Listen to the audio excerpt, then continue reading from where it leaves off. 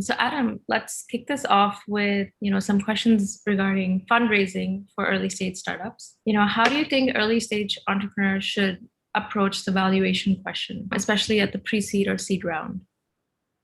Totally. So I'm laughing a little bit because valuations are very much a function of essentially what you can get in the market. It all depends. So it depends on who you are, what have you done in the past, who you know, and then if you can create a sense of sort of excitement around your deal itself. So can you essentially sell the idea of what you're doing in that deal in a way that gets people really excited? So once again, like valuations really just depend on a number of those factors.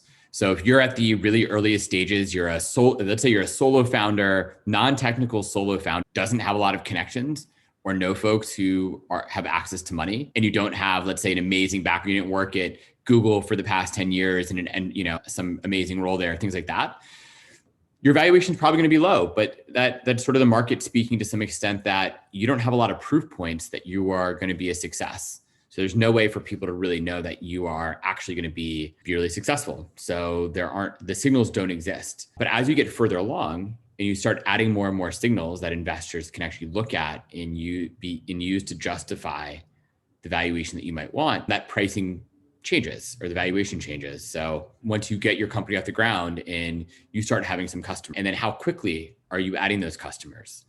And how much are they paying? All of those go into sort of a formula in investors' minds to say, okay, well, this company sounds pretty interesting. It's starting to achieve certain levels of metrics and goals that really lead to real growth and excitement. Or you have other things like you're a part of, let's say, Y Combinator or other startup founding places, things like that really lead to newer or better outcomes. So once again, it's a function of signals and how good you can make those signals essentially, how good you can play those signals into a higher valuation. I'll add one other part, which is there does come a question of how high a price you want to put on yourself as well. You don't want to overdo it because that's a real issue too. Since every raise that you do, you also have to think that you are setting yourself up for future raises.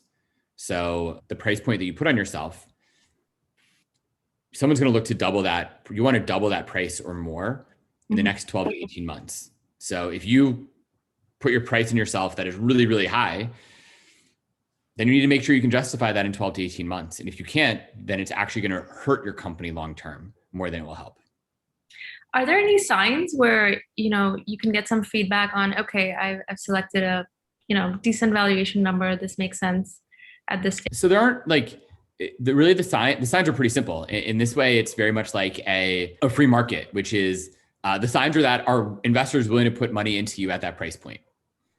Are they willing to, so once again, to reiterate the point, if you say you're worth 10 million, are you able to raise a decent amount of money at that price point from people who are somewhat sophisticated, right? Raising a bit of money from your friends and family at that price point isn't a very good signal because your friends and family would back you no matter what. I hope. But raising 10 million raising a 10 million valuation from top tier investors who know what they're doing is a whole different sort of signal. So it really depends on how much you can raise at the right price and what stage you're at. Got it. Makes sense. And then when it comes to talking about distributing equity to investors, how do you think startups should approach this, especially at a seed stage?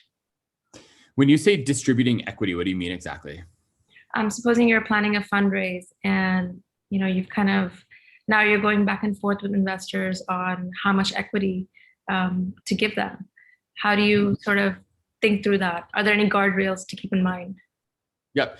Yeah. So look, the amount of equity that investors get is a function of the question you just were asking, which is a function of your price and how much money the company. So if you're doing $10 million, if you're valued at $10 million and you raise $2 million, you just gave them 20% of your company. Relatively standard at a lot of different stages as well, that at your seed, series A and so on, you'll keep giving 20%, but obviously the value of the company has gone up a lot. So it's still a win. The overall pie has gotten larger. So it's a win for almost everyone involved. But really, look, the amount of equity, once again, is really just a function of what I just mentioned, is how much is the company worth and how much do investors want to put in. And so essentially that's the ownership percentage that they get. Now, this depends a little bit. There's a few other differences around whether it's on a safe note or it's a price round, things like that. That's how to think about equity is investors are essentially buying a portion of your company. In a sense, what they're also buying though is future value, right? So an investor, if I say that I started a company today and my company's worth $10 million, who says it's worth $10 million besides myself and investors who want to put money in? Even when investors put money in, that's almost the nature of an investor. They are making a bet for future value is their goal. That's what their focus is, on the future value of the company and where that leads to. Right. Makes sense. Right. No company's going to go buy my $10 million company today just because I say it's worth 10 million. It's not like I'm going to get an offer from someone to go purchase it for 10 million. Right. But investors might say, well, given your track record, given the idea, given the team you're building, I could see that someday in the future, this could be worth $10 million and I'll get a nice return on if it gets bought for $10 million and they invested $10 million, they won't make a return, but they could see future value where maybe it's worth 20 million or 100 million, and then they get a real return. Makes sense. Now, when it comes to scouting for investors, supposing you're trying to raise around other best practices and how to sort of reach the right investors for your fundraise. Yeah, there are a bunch of best practices. Number one is you want to spend time going through essentially like LinkedIn and venture capitalists like LinkedIn pages, or their venture firms page and just about us page, and see a few things. What do they say they like to invest in, right? They might say, I like to invest in enterprise B2B SaaS, or I like direct to consumer companies. Who they invest in that sense, so they'll tell you off the bat, like what their thesis is, what they're interested in, who they're focused on. They will pay attention to that. You should pay attention to that is number one. Number two, I would look at all the companies that are in my general competitive space, right? So you might say, well, I don't have any competitors, which isn't ever totally true, but you could say I don't have a lot of direct competitors. Well, that's cool. But you still have people who are in your general space that you're working in. Who's invested in companies in your space? Ideally, even not directly competitive, but companies just in your space. Go find those folks, and you can look on Crunchbase or a few other sites to see what investments people have done to understand what VCs have put money into. And so you'll do that research, go figure it out. And then you should start being able to build a list of, hey, these are people who invest in my types of companies. There's a whole process for how you reach out, which maybe we can talk about as well. But at the high level, first just identify the people who are going to care. I get sometimes just cold emails from people say, oh, I see you're an investor. Please invest in my company. I'm like, why should I? I don't even know you at all. The better emails are from people who say, oh, look, I see, we went to the same college, or I saw you invested in this company and I love that company. We're doing the next generation version of this, but it's not competitive, right? So you got to be clear, because I don't want to obviously make big investments in things that I'm already competitive, that I already have an investment in, if possible. Right. But that's the way to start doing it, is start identifying the investors who understand your space as much as possible. Makes sense. And actually, you touched on this already, but what are the best practices in reaching out? Because a lot of these could be cold emails. And so how do you stand out from, I'm sure, hundreds of emails investors receive quite often? It's the same as with sales, in a sense that writing a cold email is really tough. It's an art. It's a little bit of a science if you do it really well. Go read about how salespeople do the best cold outreach emails. That's one way. Although it's hard. I think a cold email can be really difficult for someone to respond to, at least for me. I try to read every email I receive though, but I don't always respond. A better way is go follow me on Twitter and see what I'm tweeting about, or message me there. I tend to be more responsive. Frankly, a lot of VCs are more responsive on Twitter than a lot of other places. So those can be great places to reach out as well, kind of alternative to email. But part of why people respond better on a lot of social media platforms versus email is because the social media platforms don't have a way you can really automate the messaging all that easily. Whereas email, I can go buy a list of 1,000 investors and send an email to all 1,000 of them that seems mildly customized, because it says, hey, first name, and they just drop Adam into it, and now it's customized. Right. I know that's what people do for email, so I'm more likely to ignore it. Whereas on Twitter, if you DM me, I need to actually you actually put effort into that DM. So I'm much more likely to read it, which means, of course, I get many fewer DMs than I do random emails. But truly, the highest signal way to get in front of an investor and get them excited is by having an introduction. by receiving a warm introduction from folks who know your business, either ideally investors. So they can say, I'm already an investor. I love this company for this reasons. The founder's fantastic. Here's why I invested. They're doing another round. I told them that you either are amazing or they told me they'd love to talk. Would you be willing to chat? And that is by far the highest signal way that I'll take an intro from pretty much anybody who I'm friends with and I trust. Right. If they tell me that someone is worthwhile, I will, even if anything, just out of a favor to them, because they're someone I really do trust, I will take that call. Fair enough. I think that makes sense, and probably standard in sales too. All right. So I think you touched upon this already, but just for those that are wondering, are there some kind of metrics or benchmarks that your startup should aim to hit when you're thinking about raising a formal seed round? So once again, it a little depends on who you are, who you know, and your where you've been and what you've done in the past. With that said, for most sort of pre-seed or seed stage funding rounds, they tend to be really vision raises. So what I mean by a vision raise is that they are a raise that is focused on, here's who I am. So here's myself, my team, and here's my goal for what I'm building as a company. So my vision is X, and here's why I think the world has this wrong, right? No one has built this in the world. I'm going to be crazy and I'm going to go build this. Totally crazy idea. But here's this vision and why I think the world should be different and hopefully better when I get my product out there. So it's really a vision raise is what you're pushing. And so there aren't really metrics as much as really it's like when I do seed or pre-seed investments, it's essentially who are the founders? Like, are they really impressive? Are they people that I'd want to, if I were going to start another company, are they people I'd want to go work with because they're so smart, they're so hardworking, they're so dedicated, and they're so knowledgeable about their industry. So I did an investment a little while ago in a company. It was a fairly high price, and the founders were just so compelling, so knowledgeable about their space, and they had a really good history of stuff they've done in the past that it made it a really easy investment overall about it because they explained really clearly why the world was wrong, why it needed their product in the market, and how they were going to go create it. So it was a very impressive team and discussion that way. But yeah, there aren't any real metrics beyond team and idea. Got it. Makes sense. And when it comes to founders' backgrounds, like what exactly do you look for? At least in terms of, getting credibility that, okay, I'm going to, I trust you, I'm going to make this investment.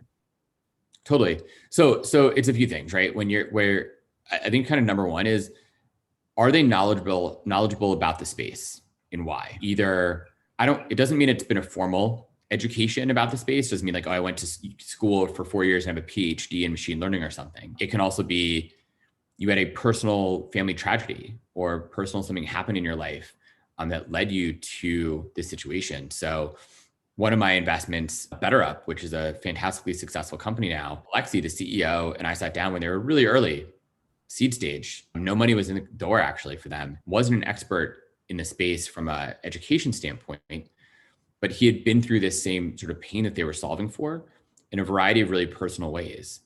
And so he explained that in a really, really personal terms and explained the research and in-depth work he had done to understand the problem space and why this hadn't been solved before, but why it could be solved with the technology that they wanted to build.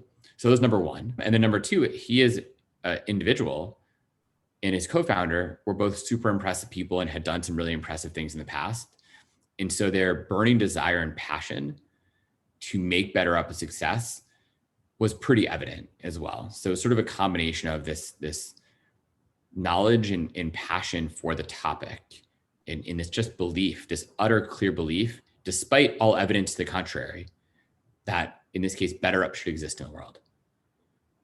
Sure, that's really nicely said. I guess, we covered this a little bit earlier on, but I do want to cover safes as well, because this does seem very relevant, at least at very early stages. So what are safes and, how do they work? Yeah, totally. So look, a safe is a simple agreement for future equity, right? So the idea there, they actually came out from Y Combinator. I forget how many years ago they came out with safes, but it was essentially a way to really simplify the fundraising process early on. Because the challenge that companies have is kind of this whole discussion, what are you actually valued at? No one really at the earliest stage, because it is really just a vision raise plus team. In no acquirer in most cases are going to buy you just for your vision and team. Like it does happen, but it's pretty rare, and you have to be a really spectacular team to have that occur. So they're not going to buy you for that. Like, what is the right valuation? Well, it's hard to know.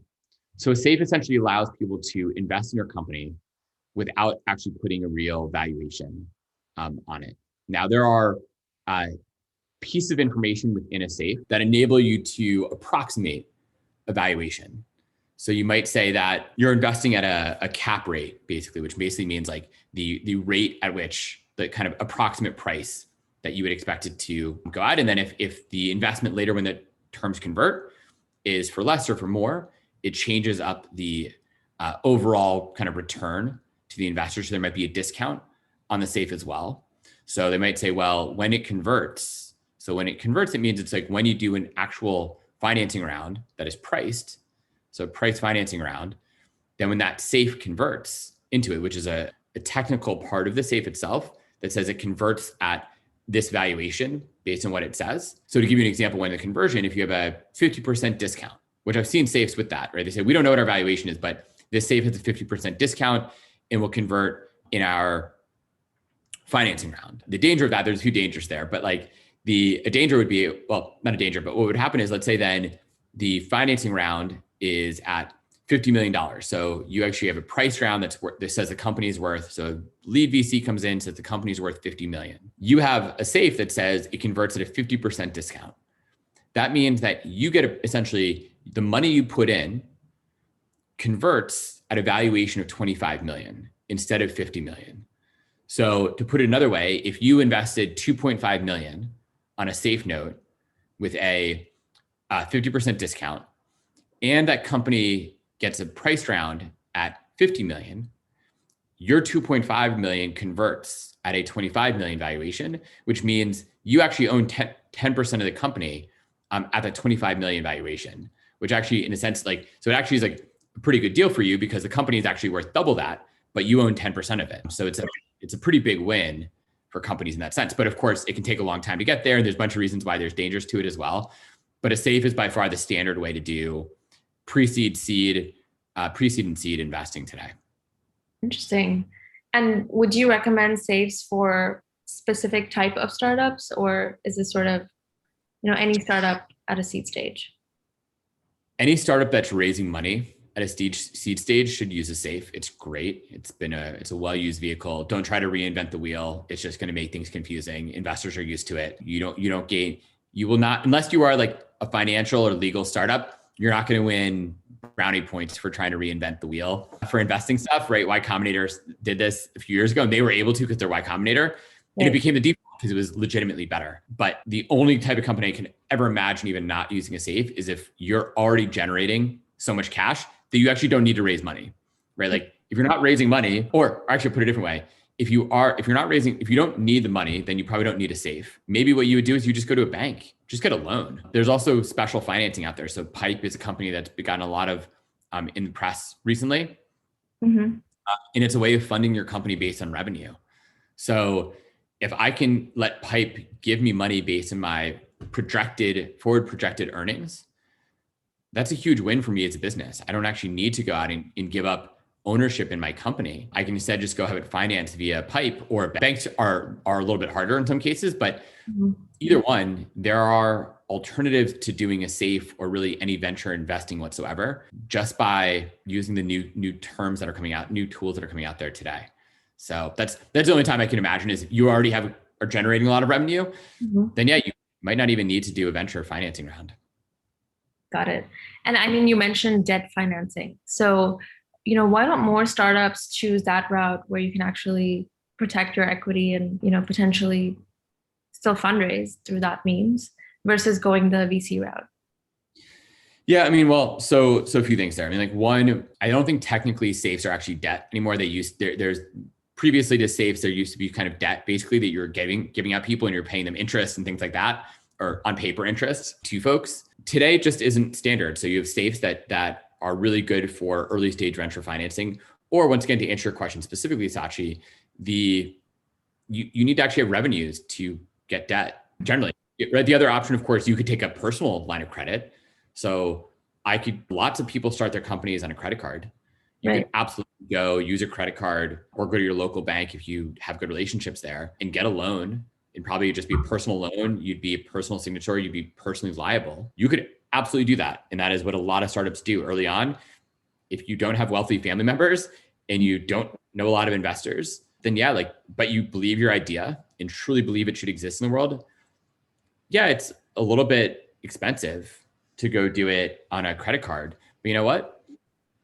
That's okay. If you want to just go prove that your idea had legs, then go do it on a credit card. And then 6 months, 12 months, you might rack up some credit card fees, but you'll proven out that your idea really matters and you're a team who knows how to build it, in which case VCs will pile on